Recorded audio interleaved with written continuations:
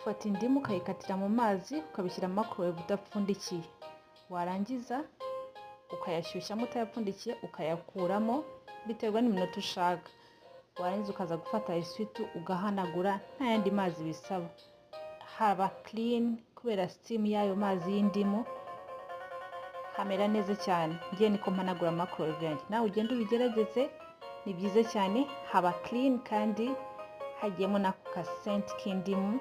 So good, you can try it. Thank you, love you. Mwah.